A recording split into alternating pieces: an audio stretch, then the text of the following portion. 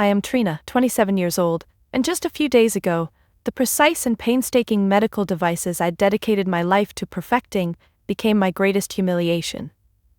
You see, craftsmanship isn't exactly celebrated in my family. Status, power, and money are our lifeblood.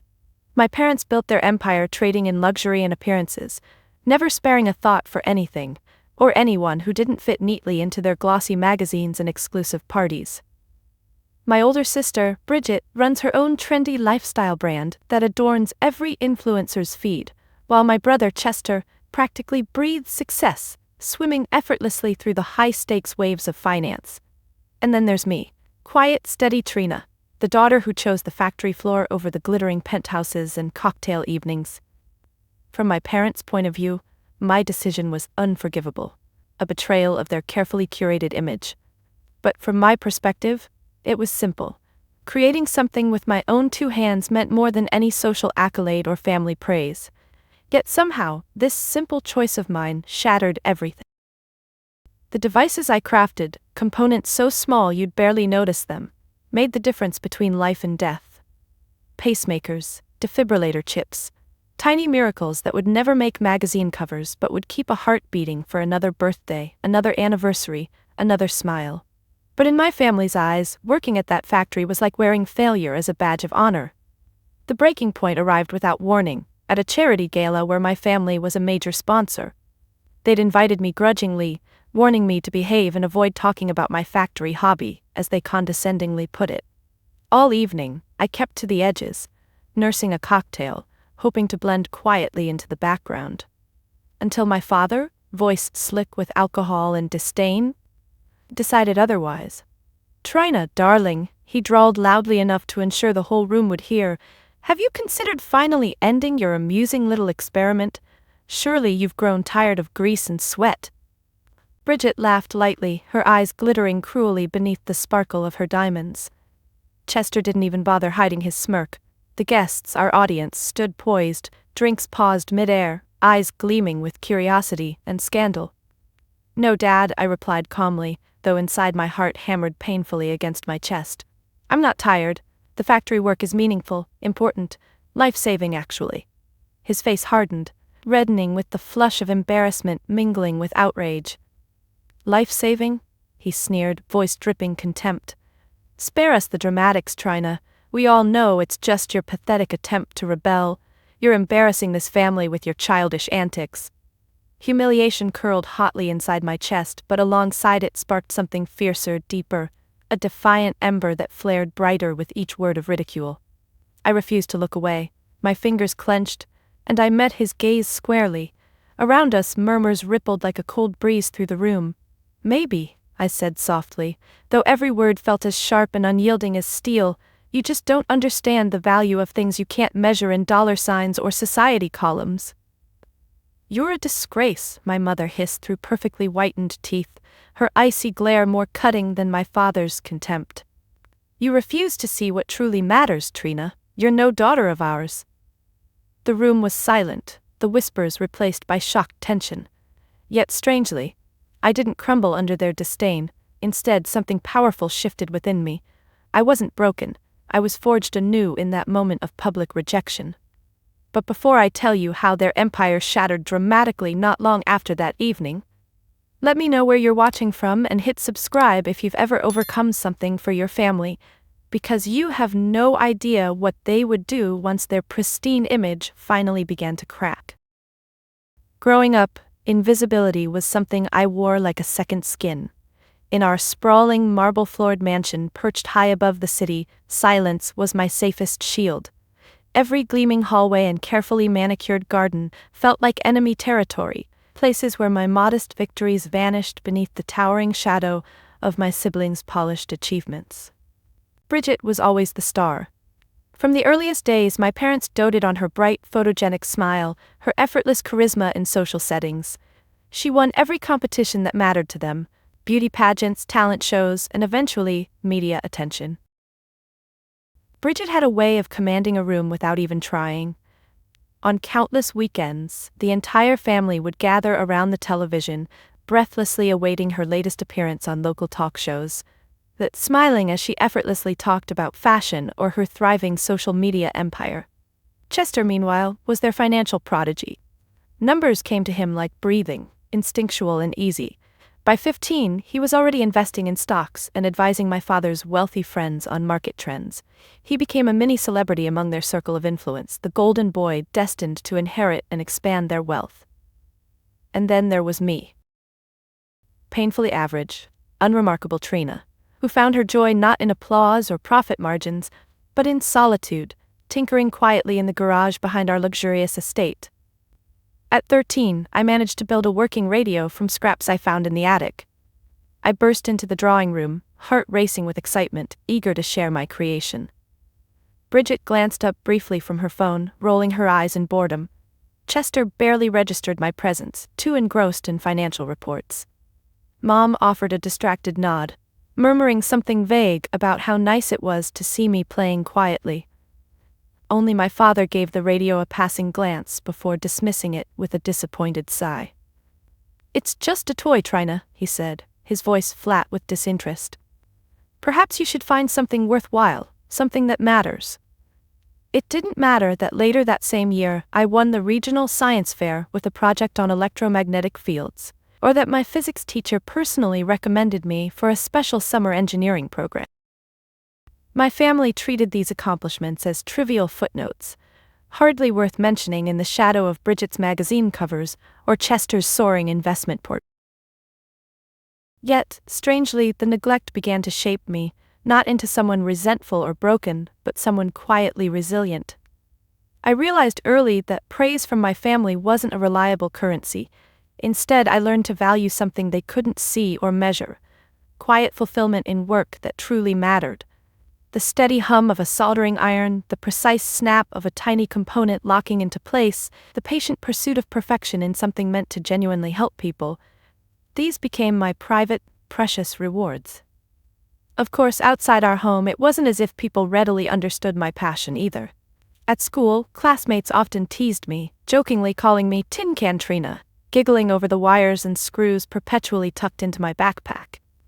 Still, I found my place among a small circle of fellow outsiders, kindred spirits who understood the pure satisfaction of craftsmanship, of creating something genuinely useful out of almost nothing. But home remained my quiet battleground. When I was accepted into a prestigious technical college, I told my parents, hoping they'd finally recognize the value of my dreams. Mom just stared blankly, her manicured fingernails clicking impatiently against the marble countertop. Dad didn't even look up from his business reports. "Oh, good," he muttered vaguely. "Maybe you'll finally outgrow those silly hobbies." It stung, but the pain was familiar, predictable, an old wound reopened, rather than a fresh one inflicted. And so I moved forward alone, learning to live in two separate worlds, the glitzy, hollow universe of my family, and the earnest, fulfilling reality of my work. Over time, invisibility became my armor, allowing me to cultivate a strength rooted in independence. Yet secretly, a hope lingered deep inside me, that one day, the worth of my quiet achievements might finally be undeniable, even to them. There are moments in life that seem insignificant at first glance, ordinary days that end up altering the course of your entire existence. My moment arrived quietly, hidden in a cramped, cluttered workspace, late one night, amid the glow of soldering irons and the faint smell of burnt wiring. It was 3 years ago. I'd spent a particularly frustrating day at the factory. A new line of pacemakers had been having persistent calibration issues. The team was exhausted, morale plummeting with each failed test. Everyone else had gone home hours earlier, leaving me alone in the stillness, determined to uncover the problem. My workspace was small, tucked away in a back corner, overshadowed by towering shelves stacked with carefully labeled boxes of delicate components. Here, in this unassuming corner of the world, magic quietly happened. Tiny chips, delicate wires, microscopic screws, all meaningless to most people, assembled painstakingly by hand, became instruments capable of miracles. Life and death literally resting in our hands. But that night, magic eluded me. My eyes ached from hours under the magnifying glass, carefully examining each minuscule connection. My fingers cramped painfully from the endless repetition. But still, I pressed on, driven by the certainty that something crucial was just beyond my reach. It was nearly 2 a.m. when it happened. Frustration had driven me to dismantle the entire unit once more, laying each tiny piece in meticulous order on my workstation. I leaned back, rubbed my burning eyes, and took a deep breath. It felt hopeless. Then suddenly, clarity pierced through my exhaustion. My gaze fell on a single minuscule component lying inconspicuously among its peers. A seemingly perfect capacitor, identical to hundreds of others we had been installing. Yet something about it caught my eye, a subtle irregularity in the solder, barely noticeable but enough to raise suspicion. Heart pounding, I carefully tested it again, isolated this time. Immediately, the error appeared, an almost imperceptible variance that had disrupted the entire delicate system. My breath quickened. How many of these faulty pieces had slipped through quality checks?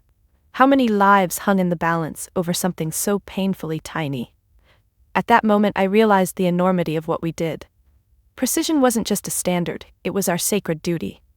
Driven by newfound purpose, I combed through every box, every container, every single capacitor in our inventory. Dawn was breaking when I finished, my workspace littered with rejected components. It was tedious, exhausting, yet exhilarating, because every discarded piece was a silent triumph, a potential tragedy avoided. That night ignited something deeper within me, an understanding that my purpose wasn't merely assembling components, but safeguarding lives. Each device was now a personal mission. And slowly, quietly, I began working beyond my regular duties, perfecting protocols, improving quality assurance, and meticulously refining every step of production. At first nobody noticed. My bosses appreciated my diligence, of course, but to them it was just another commendable but ordinary effort. Meanwhile, in the stillness of late nights and weekends, my project flourished secretly. Systems improved dramatically.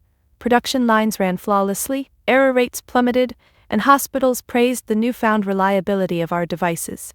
Patients were safer, lives were undeniably saved, and yet the world, including my family, remained unaware of who had quietly led this transformation. It wasn't fame I wanted. Recognition didn't matter nearly as much as knowing that my work counted. My parents could celebrate Chester's latest $1 million deal, gush over Bridget's influencer accolades, but nothing could ever compare to the silent pride of saving a life. Ironically, my greatest triumph remained a well-guarded secret, nurtured carefully in shadows. Because deep down, I knew even this monumental achievement wouldn't impress my family. To them, worth could only be measured in visible success, grand announcements, glossy headlines, not in subtle, unseen victories. Yet every single day since, I carried that secret success with me, a quiet shield against their disdain. It sustained me, buoyed my spirits, and gave purpose to the loneliness of my invisibility. Unseen, unappreciated, yet quietly indispensable, this had become my hidden power, and nobody could ever take it from me. But secrets have a funny way of forcing their way into the open, and mine was about to explode spectacularly, whether I was ready or not. The day of the dreaded annual family dinner always felt like Judgment Day, each step toward my parents' mansion heavier than the last. But this year, dread twisted even deeper, interlaced with anxiety and the quiet hum of something powerful lurking beneath my carefully maintained composure. Because this time, my secret, the quiet success I'd carefully shielded, was on the brink of emerging from the shadows. The day before had begun in a whirlwind of nervous excitement at the factory. Months of painstaking negotiations and meticulous preparation had finally culminated in securing the largest contract we'd ever landed. A renowned international medical group had personally chosen our pacemakers and implantable devices, citing their exceptional reliability and precision. The official announcement was scheduled for tomorrow. The day after this family gathering, I had no choice but to attend. But instead of celebrating, I'd spent the day feeling physically ill at the thought of returning to that stifling mansion, knowing what waited for me there: disdain, condescension, ridicule, disguised as polite conversation. Each family dinner felt like an interrogation. My parents and siblings would probe, searching for weaknesses to exploit, for new ways to remind me I didn't belong. I stood before my closet, staring blankly at rows of clothing I'd carefully accumulated over years of half-hearted attempts to blend into my family's glossy world. Designer dresses, carefully tailored suits, costumes I'd purchased solely to survive these gatherings. Eventually, I settled on a simple, elegant navy blue dress. It was discreet enough to avoid drawing unwanted attention, yet refined enough to keep their scorn from boiling openly to the surface. As I dressed, a sinking realization settled heavily in my chest. No matter how carefully I chose my outfit, my family would see through me. To them, I was perpetually inadequate, forever stuck on the outside looking in. But tomorrow, when news of our groundbreaking deal finally broke, everything could change. Maybe, just maybe, they'd see value in what I had done. Or perhaps, and more likely, they'd still see nothing. Driving toward their gated estate later that evening, my heart pounded in nervous rhythm. I could feel anxiety gripping tighter with each mile, my stomach churning with dread. I parked my modest sedan at the far edge of their driveway, acutely aware of how out of place it appeared among sleek luxury vehicles already lined up like gleaming sentinels. The mansion loomed ahead, all marble columns, glittering chandeliers, and windows lit with warm golden light, a deceptive promise of comfort. Inside, servants moved quietly through perfectly decorated rooms, delivering trays of delicate appetizers, champagne flutes, and carefully measured smiles. I entered cautiously, heart quickening as familiar voices drifted from the grand living room. Bridget's confident laugh echoed sharply, Chester's measured, authoritative tone commanding attention, and my parents' carefully modulated voices dripped sophistication. Every sound intensified my anxiety. Already I could imagine their calculating eyes turning my way, their unspoken questions echoing silently. "Why are you still pretending, Trina?" When I finally stepped into the living room, conversation paused, an awkward hush descending momentarily before resuming with practiced ease. My mother moved toward me, air kissing my cheek, her perfume sharp and overwhelming. "Trina, lovely dress," she murmured insincerely, scanning me critically from head to toe. How quaintly understated. "Always playing it safe," Bridget added dismissively, eyes sparkling cruelly. "Good for you, Trina. Better not to risk standing out too much." Chester, sipping expensive whiskey, smiled tightly. "Still working down at that little factory, I hear?" he asked mildly, the contempt thinly veiled behind his polite facade. I felt heat rising in my cheeks, but forced a calm smile, nodding gently. "Still there. We're doing important work." "Oh, I'm sure," my father interjected dryly, appearing from behind Chester. His gaze was piercing, judgmental. "Saving the world, one pacemaker at a time." Laughter rippled cruelly through the room, a subtle chorus underscoring his words. Every fiber of my being begged to flee to escape their mocking stares, but my feet remained rooted stubbornly to the polished marble floor. Deep inside, however, something new stirred. A powerful sense of defiance and certainty that tomorrow, when our achievement was finally known, their laughter would ring hollow. Tomorrow the world would recognize my value even if they never would. And in that moment, standing under their silent ridicule, I understood something crucial. My worth wasn't defined by their approval or disdain. I had something far more powerful, a sense of purpose they would never understand. Tonight might be theirs, but tomorrow belonged to me. I just had no idea how dramatically tomorrow would change everything. Forever. Dinner was a carefully choreographed battlefield, and as I took my assigned seat at the end of the expansive mahogany table, my body tensed, already bracing for the first strike. Servers moved elegantly around us, setting down delicate porcelain plates, arranging silver cutlery, and pouring expensive wines, none of which I could fully appreciate, my senses dulled by dread. Conversation flowed effortlessly around me, dominated by Bridget's latest fashion line release, Chester's stock market triumphs, and my parents' endless boasting of their luxurious international travels. My silence became an easy target, and soon enough the attention turned predictably toward me. "Trina, dear," my mother began, her voice laced with patronizing sweetness, "do tell us about your fascinating factory life. Have you finally received that promotion to lead assembler, or perhaps head screwdriver-in-chief?" Chester chuckled into his wine, shaking his head dismissively, while Bridget's smile twisted maliciously. I forced myself to smile thinly, swallowing the sharp edge of humiliation. "Actually, I've been managing quality assurance and product development for quite some time," I answered calmly, hoping it sounded as impressive as I intended. "Oh," my father drawled, raising a skeptical eyebrow, "how exciting! Managing screws and wires. Truly, you've made something of yourself." The table erupted into gentle, condescending laughter, each ripple cutting deeper than the last. Anger simmered quietly beneath my composed exterior, every insult sharpening my resolve to remain calm, dignified. Yet it took every ounce of self-control to keep my voice steady. Yes, Dad. Managing life-saving technology is actually quite fulfilling. His eyes narrowed slightly, irritated by my quiet confidence. Fulfilling, he scoffed, taking another sip of wine. Honestly, Trina, when will you realize how childish this rebellion of yours is? You could have everything, yet you insist on humiliating this family by acting as if your menial labor is noble. It is noble, I said softly but firmly, my gaze unwavering.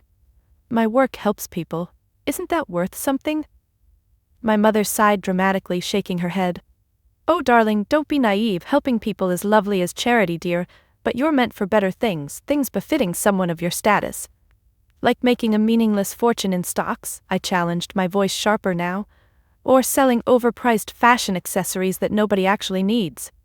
Bridget gasped theatrically, her hand clutching her heart in mock offense. Careful, Trina, jealousy doesn't look good on you. It's not jealousy, I countered evenly, though heat flushed my cheeks. It's perspective. Perspective? Chester chuckled dryly, leaning forward, eyes narrowed smugly. Perspective is realizing you're a family embarrassment who stubbornly clings to mediocrity. Why not admit you've failed and move on? The cruel simplicity of his words stung, slicing effortlessly through my defenses. My fingers clenched tightly beneath the table, nails biting painfully into my palm, yet I refused to falter, refusing to let them see their blows land. Success means different things to different people, Chester, I answered quietly, my voice carefully measured. Maybe one day you'll understand that. He sneered dismissively, leaning back in his chair. Or, maybe you'll finally grow up and realize your little fantasy doesn't matter. Until then, you'll always be the family's pathetic footnote. My father raised his hand abruptly, cutting off further discussion. His expression had shifted from disdain to something colder, more severe. Enough. We've wasted enough time indulging this nonsense, he announced grimly, glancing around the table with icy authority. It's time we put this family embarrassment behind us permanently. The room fell eerily quiet, tension thickening. I felt my stomach knotting painfully, knowing instinctively that something terrible was about to happen. My mother stared coldly. Bridget's eyes glittered with anticipation, and Chester smirked knowingly, savoring my impending humiliation. My father leaned forward slowly, his voice low and controlled, dripping with disdainful finality. Trina, your stubborn refusal to abandon your childish obsession with factory labor has disgraced this family long enough. Effective immediately, you are disowned. You will receive no further support or recognition from this family. Shock rippled through me, numbing at first before giving way to sharp, burning clarity. I glanced around the table, searching desperately for some trace of sympathy, some hint of regret, but found none. Only cold indifference stared back. I pushed my chair back slowly, forcing composure into my trembling legs. If this is how you define family, I said softly, clearly, then I'm grateful to no longer be part of it. Their laughter followed me as I left, echoing hollowly through the cavernous halls. Yet, beneath humiliation, burned something brighter, determination. They had cast me out, stripped me of their approval, but unbeknownst to them, tomorrow held a revelation powerful enough to change everything. Not just for me, but for them as well. My heart was still pounding as I left the mansion behind, every step across the polished marble echoing sharply, mingling with their cruel laughter. As I pushed open the heavy front doors, the cold night air hit me, shocking yet clarifying, a reminder of the stark reality of what had just happened. I'd been officially cast out, publicly erased from my own family. I stumbled toward my car, fighting back tears, not of sadness but of rage. Every memory of quiet neglect, every backhanded compliment, every dismissive glance resurfaced, crystallizing into one undeniable truth. I'd never belonged here. The life they'd built, glittering with superficial prestige, was nothing more than an empty shell. But even knowing this, their rejection stung deeply, a final, devastating blow after years of trying and failing to fit their mold. My phone buzzed suddenly, vibrating insistently in my purse. Shaking fingers reached instinctively for it, the screen glowing brightly in the dim parking lot. A message from my colleague Daryl flashed urgently. Turn on the news now. Frowning, heart quickening, I tapped the link he'd included. Immediately, a live news broadcast filled the screen, anchoring me in place, breathless. A polished newscaster's voice crackled sharply from my phone, her tone urgent, intense. Breaking news tonight. A stunning financial scandal has just rocked one of the city's wealthiest families. Authorities have uncovered extensive financial fraud within the holdings of the prominent Sterling family, implicating Charles and Evelyn Sterling, as well as their two eldest children, Bridget and Chester. My breath stopped cold in my chest, the reporter's words slicing through the numb shock of my humiliation. Sources reveal the Sterling family's vast luxury empire is built on fabricated earnings and fraudulent loans, a scheme that authorities describe as one of the most sophisticated financial fraud operations in recent history. Police are preparing arrests as we speak.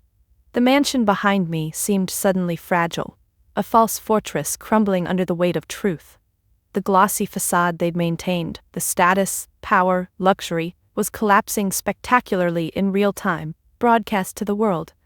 In that instant, my family's mocking laughter felt smaller, pathetic. Their grand display at dinner, the cruel ceremony of my disownment, had all been rendered meaningless, insignificant, in the shadow of their deception. My phone vibrated again, this time more persistently. It was my father. Without thinking, I answered. "Trina!" His voice was frantic, edged with panic. "You need to come back immediately. The family is in crisis." "The family?" I interrupted coldly, my voice sharper and steadier than I'd expected. "What family?" "Trina, please," he pleaded, desperation thickening his tone. "We need your help.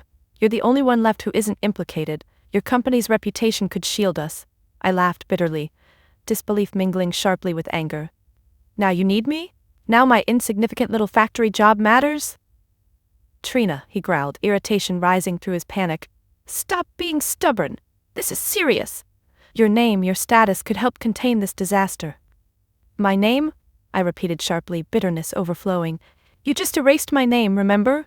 As far as you're concerned, I don't exist. Isn't that right, Dad?" "Trina!" My mother's shrill voice suddenly cut in, frantic yet still tinged with contempt. "Stop being selfish. You have to help us. We're your family." "No," I interrupted again, feeling calmness settle over me like steel armor. "You were never my family.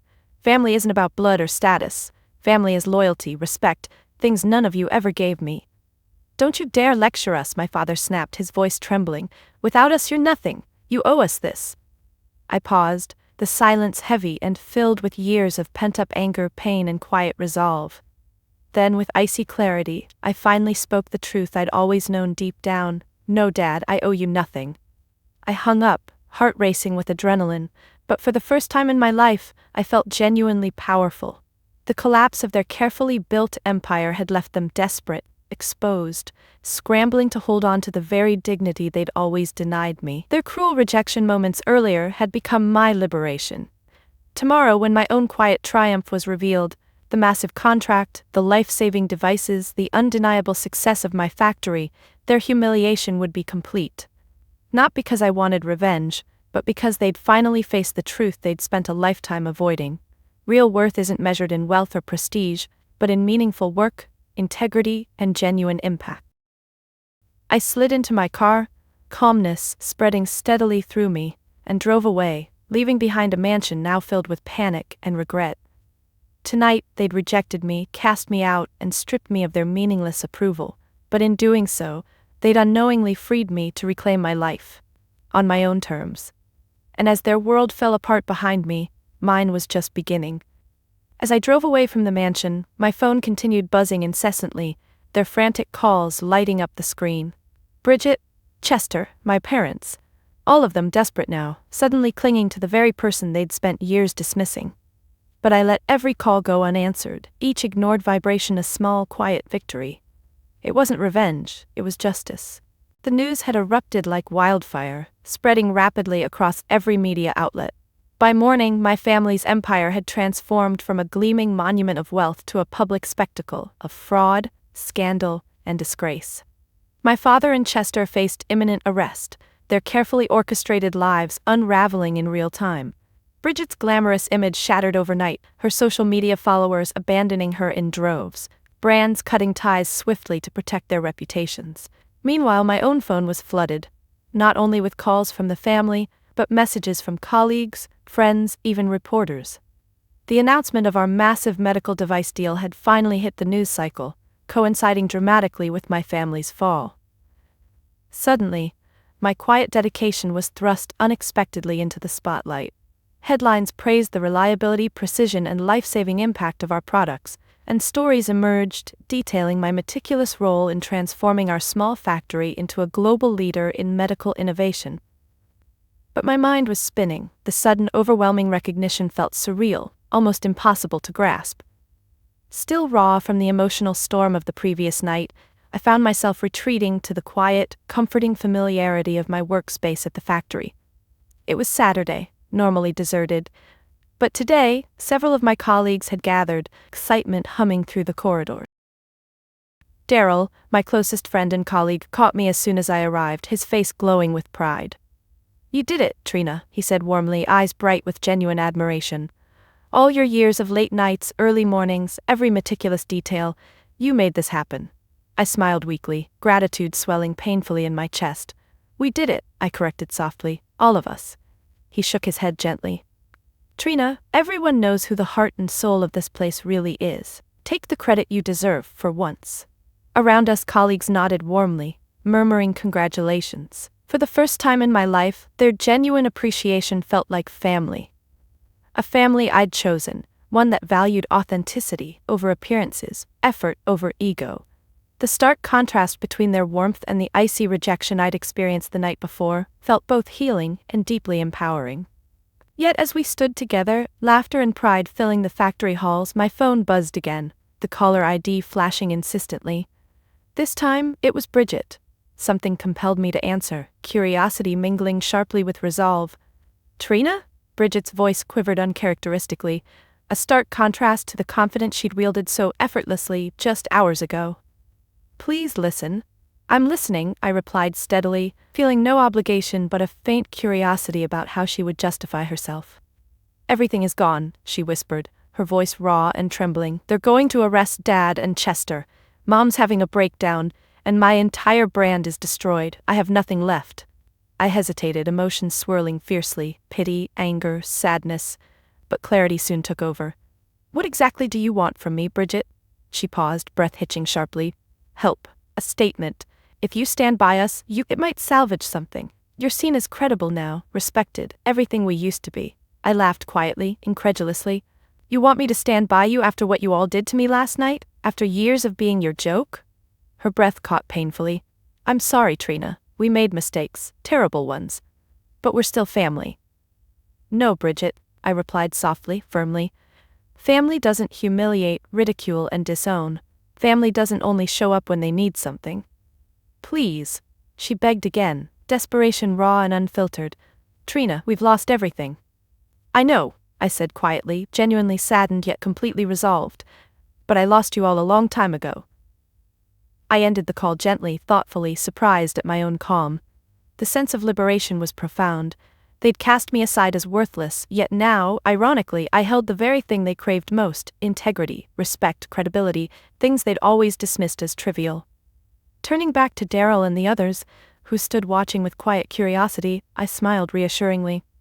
"I'm all right," I told them, meaning it fully for the first time. Better than all right. And it was true. My family's collapse was painful to witness, but it was also necessary, a brutal yet vital reckoning. They had spent their lives worshipping the superficial, but reality had finally shattered that illusion. And for me, in the quiet factory surrounded by genuine friendship, meaningful work, and newfound purpose, something deeper and richer had finally taken root.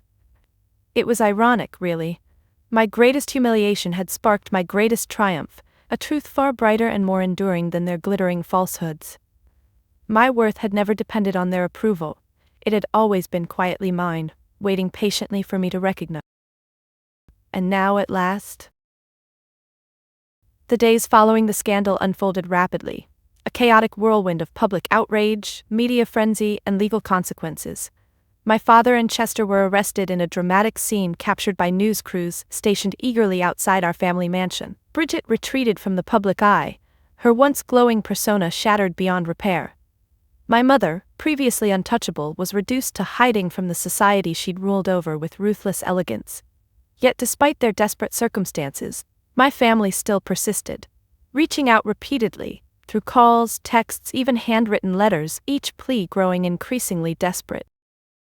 They begged me to stand beside them, to speak in their defense, hoping my newfound credibility could somehow blunt the devastating impact of their disgrace. But their pleas went unanswered. I refused to be pulled back into their toxic orbit. I was done performing for their validation, done letting them weaponize family loyalty as a manipulation tactic.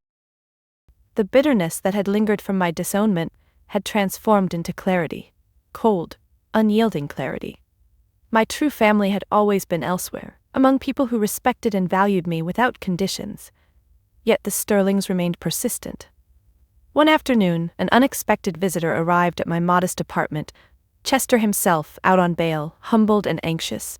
Seeing him standing uncertainly at my doorstep, stripped of his arrogance, wearing defeat like a too-tight suit, was shocking and strangely unsettling. "Can we talk?"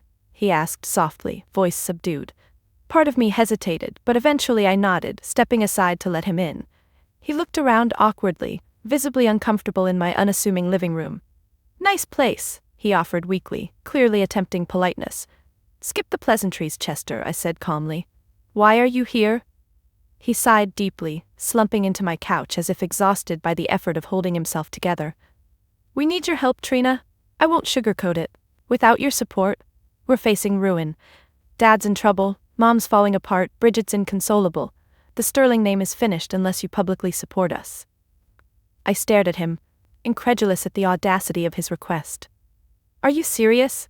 After everything you've done, after treating me like an embarrassment, you actually think I'll risk my reputation to save yours?" He swallowed, his pride visibly shrinking with every passing second. "I know it sounds absurd, but you're the only Sterling left with any credibility.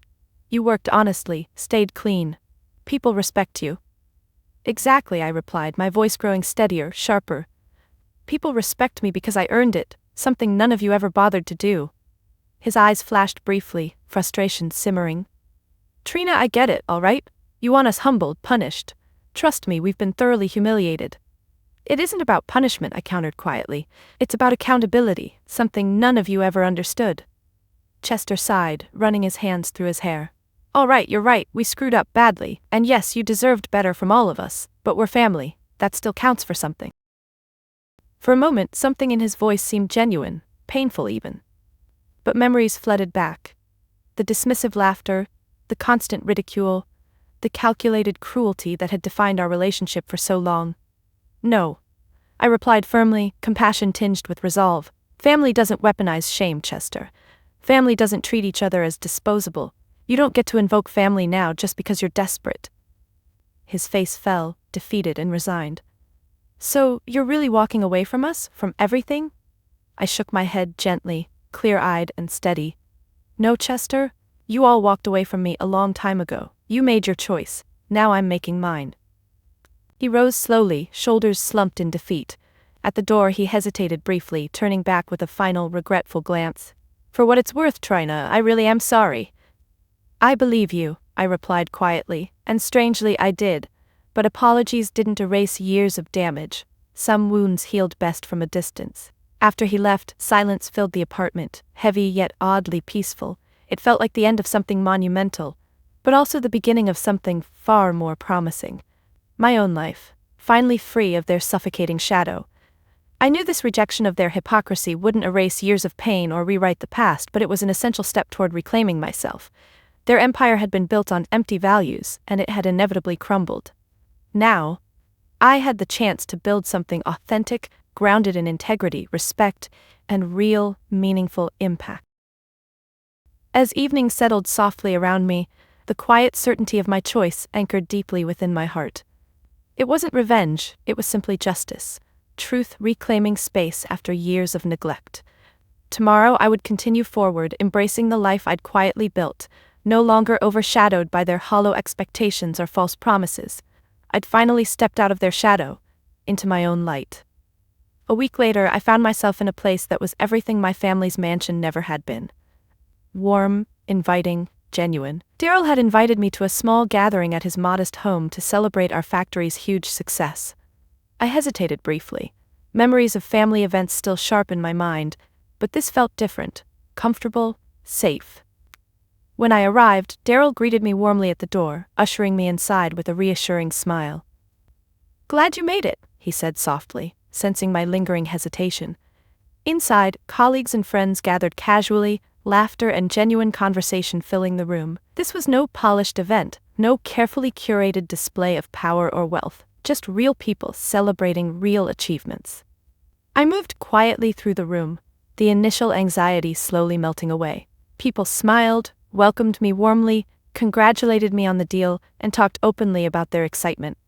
They asked questions, genuinely curious about the technical details, about the work itself, things my family had never even bothered to understand.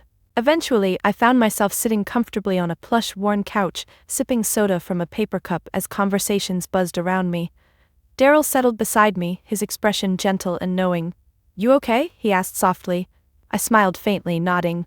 "Yeah, it's just different." "Good different?" "Very good," I admitted softly. "I never had this growing up. Family gatherings were always cold, tense. This feels like what family should be." He nodded slowly, thoughtfully. "Family isn't about blood, Trina. It's about who shows up for you, really shows up." As if on cue, several others joined us, chatting warmly, laughter ringing out naturally. Mara, our meticulous quality inspector, started sharing funny stories about late-night shifts. Simon, who managed logistics, joked about our collective obsession with perfection. Genuine affection flowed naturally around us. Someone raised their cup, grinning broadly. "A toast to Trina, who quietly saved the day more times than we'll ever know." I blushed, overwhelmed by the sincerity, as cheers erupted. For the first time, recognition didn't embarrass or intimidate, it warmed me deeply. These people didn't care about status or wealth. They celebrated effort, integrity, and quiet dedication, the very things my family had mocked relentlessly. Later that evening, as conversation drifted into smaller groups, Daryl turned quietly to me again.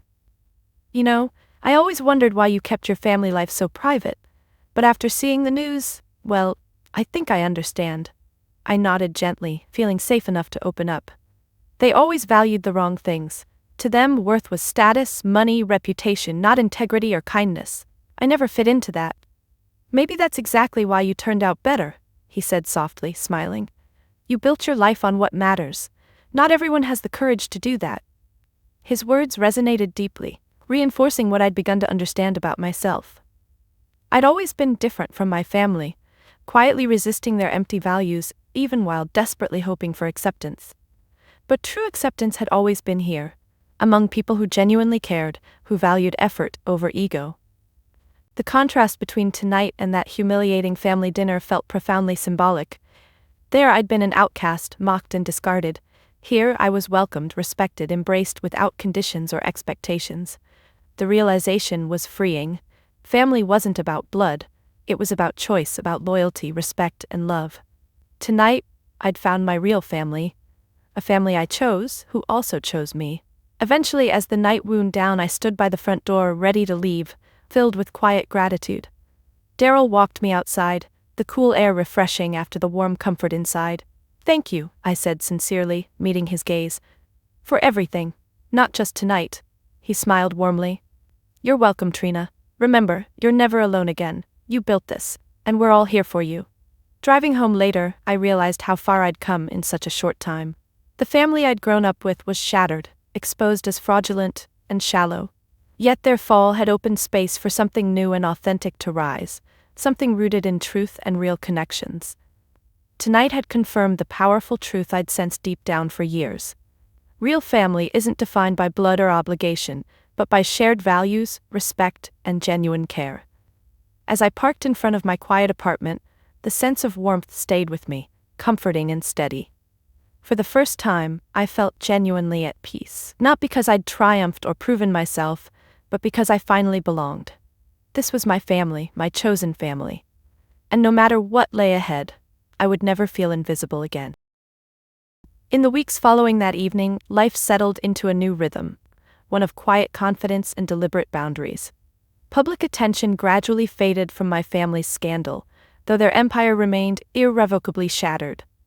Their calls and pleas for help slowed to a trickle, finally subsiding altogether, replaced by strained silence and lingering echoes of bitterness. The space they'd occupied in my life slowly closed, sealing itself with gentle finality. At the factory, meanwhile, life flourished. The contract had infused our team with fresh enthusiasm and a powerful sense of purpose. Orders multiplied, production lines expanded, and new hires filled the halls with energy and optimism. I embraced these changes eagerly, stepping into a leadership role with cautious confidence, determined to shape a healthy, supportive environment that honored integrity, precision, and compassion, the values that had quietly guided me all along. Yet, despite the success and excitement, I knew the real work of healing was deeply personal. Establishing clear boundaries became essential, not only professionally, but emotionally. I understood now, with stark clarity, the necessity of defining my own space, of setting firm limits on what I'd tolerate and whom I'd allow close to me. It was a process of deliberate, intentional strength building, quietly fortifying myself against old vulnerabilities. One morning, as sunlight streamed gently through the windows of my small office, my phone vibrated softly, pulling me from the detailed plans I'd been reviewing. It was Bridget again, a number I hadn't seen appear in weeks. Something within me felt surprisingly steady as I accepted the call. "Trina," she began hesitantly, voice subdued yet softer, more reflective. "I hope it's okay that I called." "I'm listening," I replied calmly, prepared this time, emotionally steady behind my carefully constructed walls. She hesitated, taking a shaky breath before continuing. "I wanted to say, you were right, about everything. We were awful to you, I was awful, and I'm sorry, not because I need something but because you deserve better." Her words felt genuine this time, tinged with humility I'd never expected. I paused, considering carefully. "Thank you," I said finally, meaning it. "But an apology doesn't erase everything." "I know," she admitted softly, voice trembling. "And I'm not asking you to forgive and forget, but maybe someday you'll at least forgive." "Maybe someday," I echoed gently, leaving it open-ended, intentionally vague. "But right now, I have to protect myself." "I understand," she whispered, accepting my boundary without argument. "Be well, Trina." "You too, Bridget," I replied sincerely, ending the call thoughtfully, not bitterly. The boundary felt healthy, clear, firm, yet open enough to allow genuine healing. It was my first step toward reclaiming a family connection, defined entirely on my terms. That afternoon I took a moment to reflect, gazing thoughtfully around my office, now a symbol of my own quiet triumph. The carefully arranged tools, detailed blueprints, and neatly stacked reports spoke volumes about who I had become: precise, dedicated, and resilient. Everything my family never valued, yet exactly what had quietly saved me. Daryl knocked softly on my open door, interrupting my thoughts. "Everything okay?" he asked gently, sensing my quiet introspection. I smiled warmly, nodding. "Actually, yes, better than ever." He studied me thoughtfully, sensing deeper meaning behind my words. "You're setting new boundaries, aren't you?" "Yes," I admitted, relieved by his insight. "I have to protect what I've built, what we've built." He stepped closer, voice steady and supportive. "Good. You've spent too long letting others decide your worth. It's your turn now." I felt a surge of quiet strength at his words. "It feels good, liberating. Scary, but necessary." He nodded knowingly. "Boundaries usually are, but they're also what keep you healthy." Later, alone again, I wrote down the new boundaries clearly, placing the paper carefully in a drawer. A private declaration of independence and strength. I won't compromise my integrity for anyone. I won't allow anyone to belittle or disrespect my passions. I will prioritize kindness, authenticity, and meaningful relationships. I will surround myself only with people who genuinely value and respect. These simple lines felt incredibly empowering, the words solidifying my resolve. For the first time, I was defining my own rules of engagement, no longer victim to the expectations, manipulations, or judgments of others. Walking through the factory later that evening, past the humming machines and meticulous workstations, I realized the depth of transformation I'd undergone. The family who'd disowned me had unintentionally pushed me toward this powerful clarity, this undeniable understanding of myself. In the stillness of the factory, surrounded by quiet achievement, I felt profoundly grateful for everything, even the pain, rejection, and betrayal. They'd forged me into someone stronger, someone capable of setting boundaries, protecting herself, and finally recognizing her true value. And that quiet strength, born from rejection and nurtured through perseverance, would define everything moving forward. Every step, every decision, every relationship. I'd reclaimed my life, my dignity, and my sense of self-worth. The path ahead was entirely mine, defined not by bitterness or revenge, but by authenticity, courage, and genuine strength. The months that followed became a period of powerful transformation, not just for myself, but for everyone connected to our once modest factory. With our newfound recognition, opportunities arrived daily. Orders multiplied, our workforce grew, and with it, our collective pride flourished. Yet amid all this remarkable progress, I was determined to ensure our success wasn't merely measured by profit or growth, but by the genuine impact we could create. I knew exactly what needed to be done. One crisp autumn afternoon, I stood nervously in front of a microphone, facing a large audience gathered for a charity gala we'd organized. Unlike the stiff, lavish events I'd endured my whole life, this gathering was vibrant, sincere, and alive with heartfelt purpose. The attendees weren't society elites but medical professionals, community leaders, and everyday people who genuinely cared about making a difference. Taking a deep breath, I began speaking clearly and confidently, my voice calm but heartfelt. I never expected to stand here like this. My life has been about quiet work, meticulous details, and the hidden magic of precision engineering, things most people overlook, yet essential things that save lives every day. Today, I'm honored not just to share our factory's success but to announce a new chapter, one dedicated to impact beyond profit. The room quieted respectfully, curiosity and anticipation building. I continued, my confidence growing steadily. As many of you know, my family built their legacy around wealth, power, and superficial appearances. But real legacy, I've learned, isn't measured in status or bank accounts. It's measured by how many lives we touch, how many hearts we comfort, how many futures we secure. I paused briefly, emotion rising gently within me, controlled yet authentic. Today, I reclaim the Sterling name, not as a symbol of wealth or power, but as a force for good. With our recent success, I'm proud to announce the launch of the Sterling Foundation. Our mission is simple: to ensure that no hospital, no patient, and no family ever struggles for access to life-saving medical devices. The audience erupted spontaneously into applause, enthusiastic and heartfelt. Emotions swelled deeply in my chest. My family's name had once represented shallow privilege and ruthless ambition. Today, it symbolized something profound: genuine compassion, integrity, and purposeful generosity. After the speech, people approached me warmly, eager to contribute, collaborate, or simply express gratitude. The weight of responsibility felt real yet exciting, a chance to reshape the Sterling legacy into something meaningful, lasting, and powerful. Late that night, alone in my apartment, I sat quietly reflecting on everything that had happened. My journey from quiet invisibility to a position of authentic strength and influence. The Sterling Foundation was more than a gesture. It was a promise I'd made to myself long ago, to use whatever success I found for good, to redefine legacy on my own terms. My phone buzzed softly, interrupting my thoughts. A single message flashed on the screen, from an unknown number, yet instantly recognizable.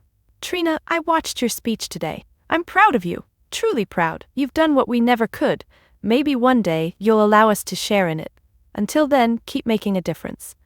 Dad." I stared at the message, emotion mixing sharply, gratitude, sadness, and surprising forgiveness. But there was also pride, a quiet triumph at finally receiving validation, not because I'd sought it, but precisely because I'd stopped needing it. I replied simply, "Thank you. Maybe someday." In that small exchange, something shifted gently, a hint of healing, forgiveness cautiously taking root. My boundaries remained intact, firm yet compassionate. I would always prioritize my own emotional health, but I recognized healing could come slowly on my own terms. The Sterling Foundation quickly blossomed, drawing support from all corners of the medical community. I watched with humble amazement as donations and collaborations poured in, our impact multiplying exponentially. Lives would be saved, families protected, communities strengthened, all because I'd embraced authenticity over ambition, integrity over influence. Daryl joined me one afternoon at our newly established foundation headquarters, gazing thoughtfully at the bustling activity around us. "You've really done it, Trina. You reclaimed your name in the best way possible." I smiled quietly, genuinely humbled. It feels like I'm finally exactly where I'm supposed to be. "You are," he affirmed warmly, "and you built it yourself, against every obstacle imaginable." Looking around, feeling a profound sense of purpose, I finally understood the real meaning of legacy. It wasn't wealth, status, or fame, it was impact. Quiet, meaningful, powerful impact that resonated beyond ourselves. This was the true legacy I'd always wanted to build, hidden beneath years of quiet work and careful dedication. Now it was alive, flourishing, and deeply meaningful. The sterling name was mine again, but entirely new, reclaimed with sincerity, compassion, and real value. My family's empire had fallen spectacularly, but from its ashes, something beautiful had risen, rooted in truth, integrity, and genuine care. This was my real legacy, a legacy I had created and defined entirely on my own terms. In the months that followed, life settled into a new, deeply satisfying rhythm. The Sterling Foundation flourished, quietly impacting lives far beyond anything I'd dared imagine. Each day brought new stories of hope. Patients whose lives improved dramatically, hospitals now equipped to serve their communities effectively, and families comforted by the assurance that they weren't alone. The work was demanding, yet profoundly fulfilling, anchoring me in a sense of purpose I'd never fully understood until now. Yet amid all the public progress, my most important growth happened quietly, internally, in the moments of solitude where reflection provided. I'd learned that true validation wasn't external, not in applause, approval, or even success. Real worth came from within, rooted in integrity, perseverance, and kindness. These quiet truths had become my guiding stars. One evening, as twilight gently deepened into night, I found myself alone in my modest apartment, reflecting once again. My gaze fell on the small, framed photograph beside my desk, an image of the entire factory team smiling proudly after our initial breakthrough. It was a simple snapshot, but its meaning ran deep. People I'd come to cherish, who had quietly stood beside me, helping forge the path to this very moment. My phone vibrated softly, interrupting my thoughts. Another message, this one from Daryl, simple yet powerful. "Just wanted to say, thanks for believing in all of us. We're lucky to have you." Emotion filled my chest, gentle yet profound. That simple message encapsulated everything I'd quietly worked for: genuine relationships, authentic impact, and respect built through integrity. It wasn't flashy or glamorous, yet its meaning eclipsed anything my family had ever offered. In that quiet moment, clarity solidified deeply within me. I'd spent my entire life chasing validation from people incapable of recognizing true value. Now, I'd finally learned to measure worth differently. Not by external approval, but by quiet fulfillment, inner peace, and genuine connection.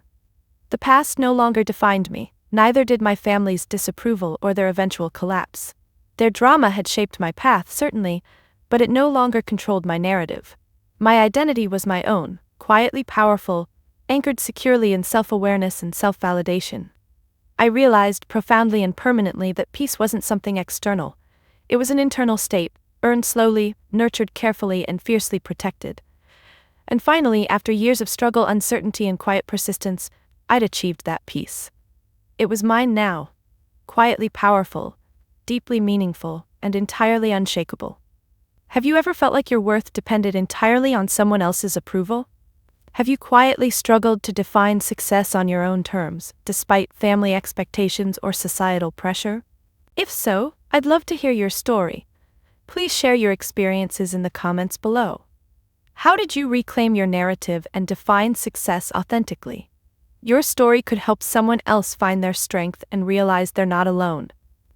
If my journey resonated with you, please like, subscribe, and share it with someone who needs to hear that it's okay to define success on their own terms.